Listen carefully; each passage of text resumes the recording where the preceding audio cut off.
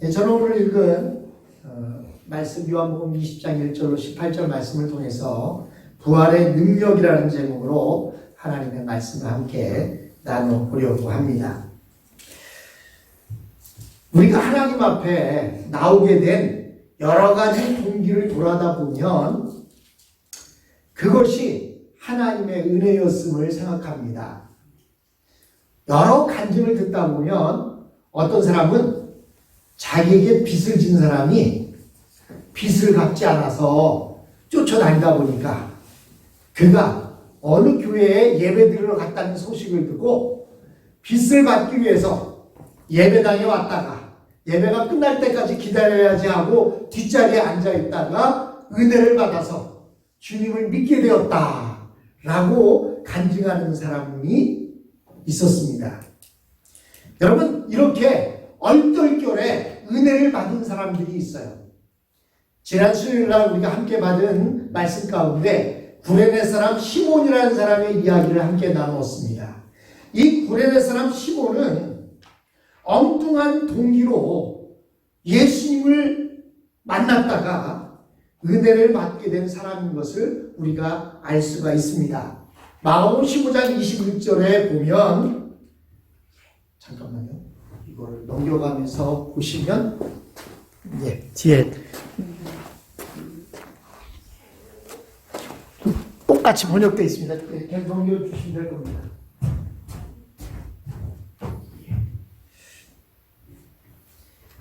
마가복음 15장 21절에 보면 이런 말씀이 기록되어 있습니다. 마침 알렉산더와 루포의 아비인 구레네 사람 시몬이 시골로서 와서 지나가는데 저희가 그를 억지로 같이 가게 하여 예수의 십자가를 지웠다라고 이렇게 되어 있습니다.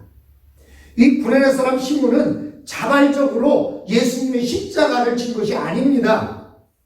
억지로 십자가를 진 사람이었고, 어떤 의미에서는 그는 그 자신의 나라 리비아에서 성지 순례를 왔다가 얼떨결에 예수님이 십자가를 지고 가는 장면을 쳐다보다가 그들에 의해서 대신 십자가를 지게 되었고, 결국은 그것이 계기가 되어서 구레네 사람 시몬은 예수를 믿게 되었고, 자기뿐만 아니라 자기 아내까지도 예수를 믿게 되었습니다. 게다가 그의 아들 루포라는 아들은 초대교회에서 하나님 앞에 아주 귀하게 쓰임받은 능력의 종이 되었다고 합니다. 로마서 16장 13절에 보면 바울 선생님이 이렇게 말합니다. 주 안에서 택하심을 입은 루포와 그의 어머니에게 문안하라. 그 어머니는 곧 내 어머니니라 라고 이렇게 말합니다. 이 로마서 16장에서 사도 바울이 자기 동역자들을 쭉 나열하면서 마지막 부분에 루포와 그의 어머니를 이야기합니다. 그런데 그 어머니가 바로 내 어머니다라고 말할 정도로 그 어머니를 통해서 바울 선생은 많은 사랑을 받았다는 것을 우리가 알 수가 있고, 또한 그의 어머니와 루포는 신실한 종이었다는 것을 우리가 이 로마서 말씀을 통해서 알 수가 있습니다. 그 어머니가 누굽니까? 그 어머니가 바로 구레네 사람 시몬의 아내입니다. 이렇게 구레네 사람 시몬은 얼떨결에 주님의 십자가를 대신 지었다가 예수님을 만나게 되었고, 그뿐만이 아니라 그의 아내와 자식들까지도 예수를 믿게 된 사실을 볼 수가 있습니다. 그러므로 얼떨결에 또 길을 찾다가 어떤 이유인지 몰라서 교회에 들어온 사람이라 할지라도 그들을 가볍게 여겨서는 안 됩니다. 교회에 찾아온 사람이라면 하나님께서는 그에게 어떤 뜻이 있을지 누구도 알지 못합니다. 그러므로 교회에 찾아온 사람이라면 누구든지 주님의 사람을 대하듯이 그들을 대해야 하는 것이 우리의 모습입니다. 여러분, 교회에 우연히 들은 사람을 우리는 놓치지 말아야 하겠습니다. 성경에 이런 부족함을 가지고 나왔다가 은혜를 받고 예수님께로 돌아온 사람의 대표적인 사람이 하나 있는데, 그게 바로 오늘 본문에 나타나고 있는 막달라 마리아입니다. 이 막달라 마리아는 굉장히 열심 있는 여성으로 성경에 묘사되어 있습니다. 그리고 인류 역사상 가장 천한 여자였다가 가장 거룩한 여인으로 변화받은 사람, 바로 이 사람이 막달라 마리아입니다. 이 은혜라는 게 참으로 귀중한 것입니다. 막달라 마리아에게 은혜가 부어주니까 창녀였던 자가 거룩한 여인이 됩니다. 우리 가운데 어느 누구도 막달라 마리아보다 못한 사람은 없습니다. 다 막달라 마리아보다 낫습니다. 그렇지만 하나님이 그 여인에게 은혜를 부어주시니까 거룩한 여인이라는 칭호를 얻을 수 있었습니다. 이러한 하나님의 은혜와 은총이 저와 여러분 사이에 임하기를 축원합니다. 본문 20장 1절에 보니까 안식 후 첫날 이른 아침 아직 어두울 때라고 이렇게 기록해 놓고 있습니다. 이른 아침은 사경입니다. 유대인들은 밤을 네 부분으로 나누어 놓았습니다. 초저녁, 중간저녁, 그리고 아주 깊은 밤, 그리고 새벽, 이렇게 나눠져 있는데 사경이라고 하는 것은 새벽을 의미합니다. 새벽이라고 하는 것은 새벽 3시부터 6시 사이를 이야기하는데, 이렇게 사경으로 나누는 이유는 그때마다 군인들이 보초를 교대를 섭니다. 그런데 지금 안식 후 첫날 이른 아침 아직 어두울 때라고 말하고 있는 사경, 즉 오전 3시부터 6시의 시간을 보여줍니다. 사실 안식일에는 그들이 어디를 나다닐 수도 없기 때문에 그들은 쉴 수밖에 없었고, 그리고 안식일이 지난 새벽에 이 막달라 마리아는 예수님이 계신 무덤을 찾아갔습니다. 그는 부활하신 예수님을 만나러 간 것이 아니라 무덤에 누워있는 예수님, 그 예수님을 보려고 찾아갔던 것입니다. 여기서 우리가 귀중한 것 한 가지를 생각해 볼 수 있습니다. 막달라 마리아는 아마도 전날 밤에도 잠을 이루지 못했을 것입니다. 사랑했던 선생님 예수님이 돌아가셨다는 그 사실을 그는 아직도 꿈인지 생신지 잘 알지 못할 그런 지경에 있을 것입니다. 그러면서 빨리 예수님에게 가봐야지 라고 생각하면서 새벽이 되자마자 아마 달리기 하듯이 예수님의 무덤을 찾아갔을 것입니다. 그는 또 그 열정을 가지고 제자들보다 먼저 무덤을 찾아갔을 뿐만 아니라 그 무덤이 비어있다는 사실을 알고 또 열정을 가지고 제자들에게 찾아가서 그 사실을 전하는 것을 볼 수가 있습니다. 그렇다면 무엇이 그 막달라 마리아에게 이렇게 열정 있는 사람이 되게 만들었을까요? 하나님께 받은 은혜 때문에 그렇습니다.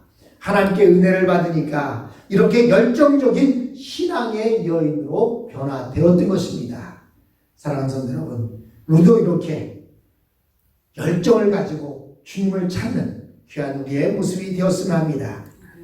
두 번째로 부활하신 주님을 만나는 것 그 자체가 바로 예배입니다. 마리아의 열심에만 초점을 맞춰서 박수를 쳐줄만 하긴 합니다.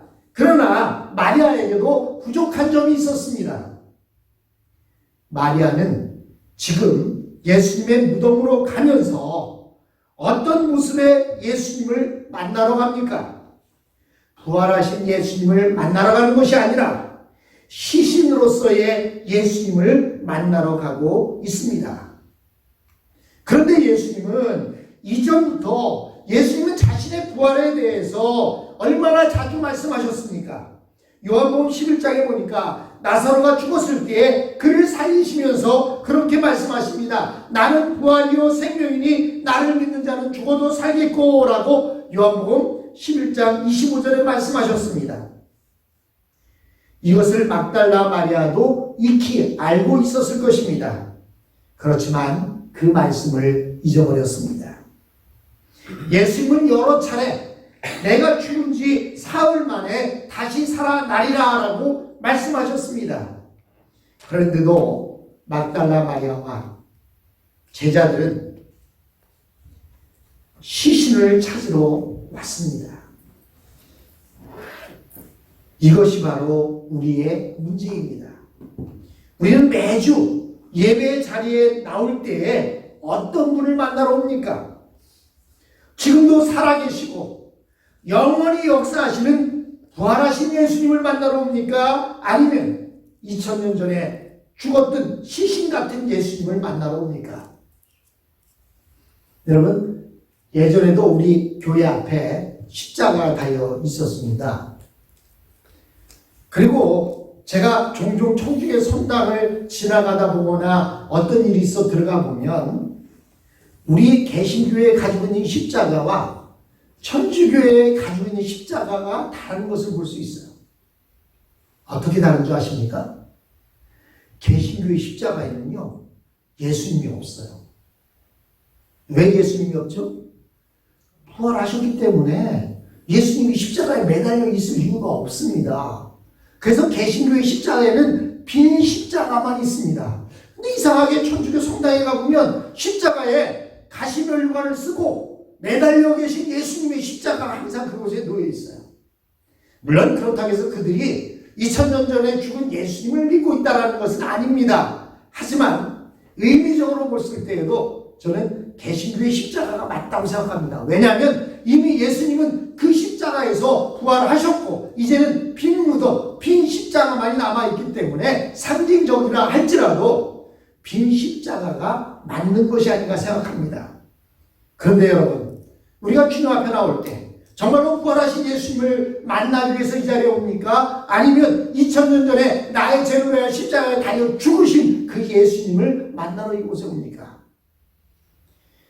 우리는 이제는 십자가에서 죽으시고 부활하신 예수님, 우리는 그 예수님을 만나러 이곳에 오는 것입니다. 그런데 오늘 우리가 읽은 본문 요한복음 20장에 보니까 마리아가 계속 얘기합니다. 천사들에게도 얘기하고 살아계신 예수님에게도 동산시기인 줄 알고 얘기합니다. 예수님의 십자가를 어디에 두었습니까? 그는 예수님의 시신을 어디에 두었습니까? 예수님의 시신만을 찾고 있었다는 것입니다. 하지만 예수님은 우리에게 말씀하십니다.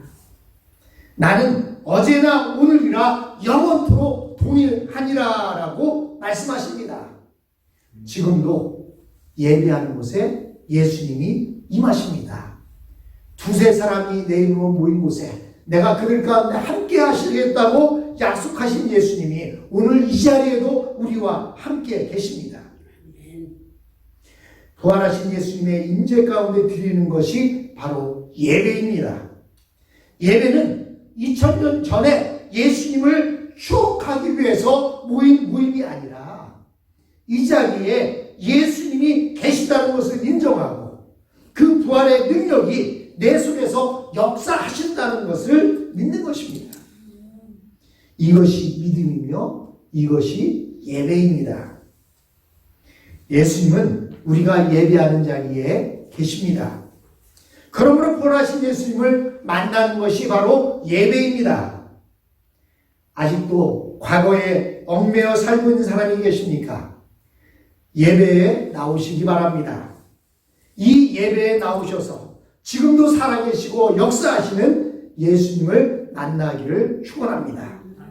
세 번째로 부활하신 주님을 만나지 못하면 과거에 얽매여 살 수밖에 없다는 것입니다.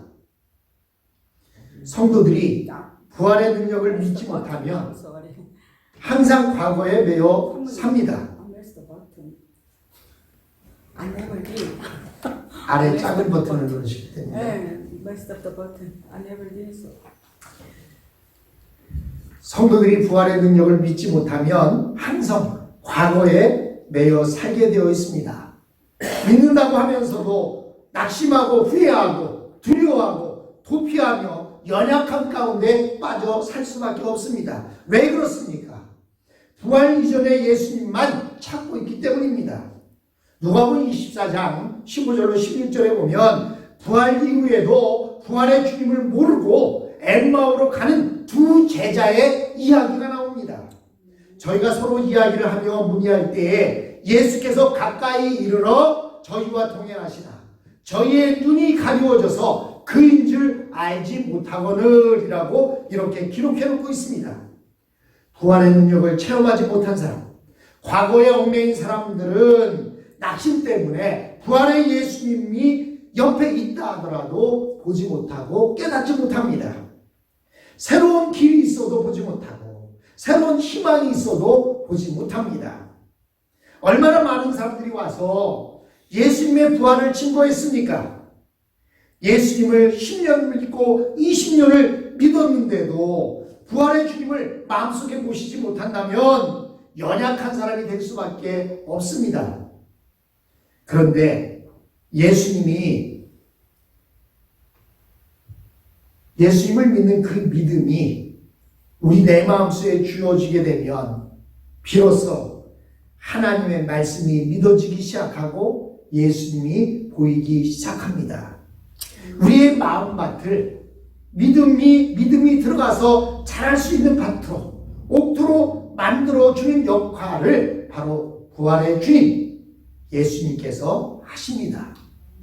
부활을 믿는 자만이 비로소 하나님의 말씀을 믿을 수 있고 그 하나님의 말씀을 믿음으로 말미암아 세상을 변화시키는 능력의 종이 될 수 있습니다.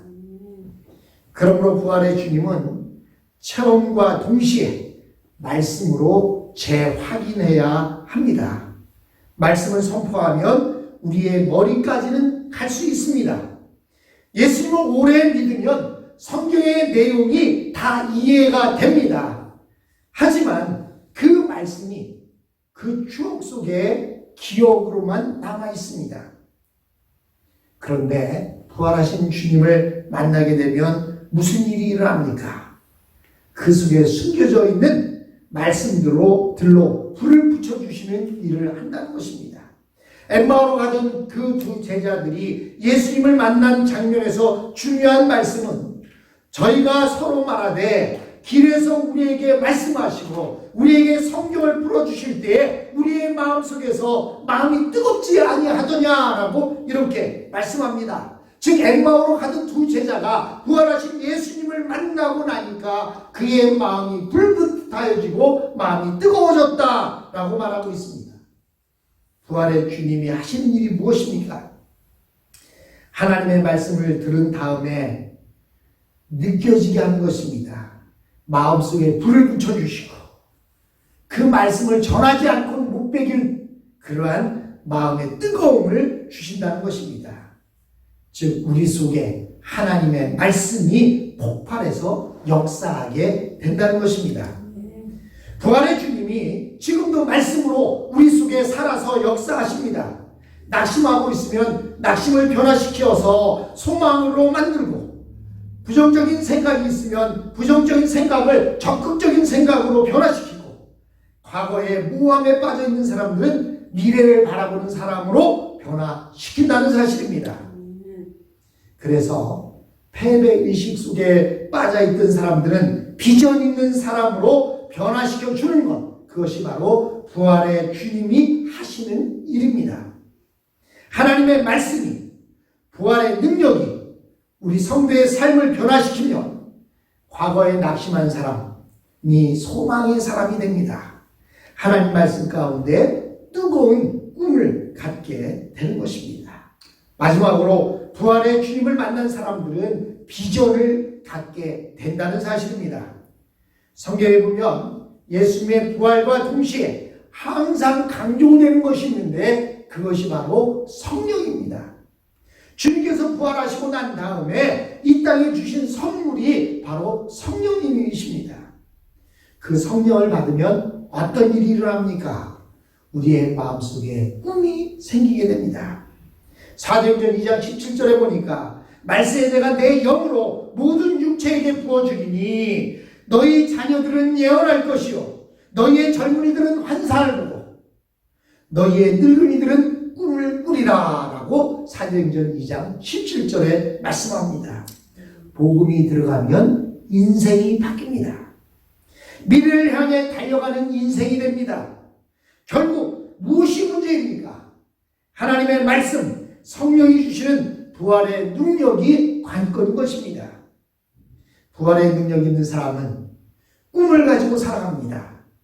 직장에서 쫓겨나고 회사가 부도가 나고 어려운 역경 속에서도 믿음이 있는 사람은 꿈이 있고 그 꿈에 대한 미래의 소망이 있기에 더욱더 두각을 나타냅니다. 세상을 이기는 힘, 그것이 바로 부활의 능력입니다. 우리가 그리스도의 부활의 능력을 체험하지 못할 때에는 과거에 매여 있고 맨날 무엇을 먹을까, 무엇을 입을까 얽매이는 삶을 살았습니다. 또 인간관계에 매여 있고 또 정에 매여 있고 나고나 되지 않을까 걱정에 매여 있던 우리의 모습은 아닙니까? 그런데 부활의 능력이 성령의 은혜가 부어지니까 미래를 바라보게 됩니다. 미래가 우리 땅이라고 외치며 소리치며 나아갈 수 있게 되는 것입니다. 이런 부활의 능력이 저와 여러분에게 임하셔서 생명의 사람이 되시길 주님의 이름으로 축원합니다. 모두 자리에서 일어나겠습니다.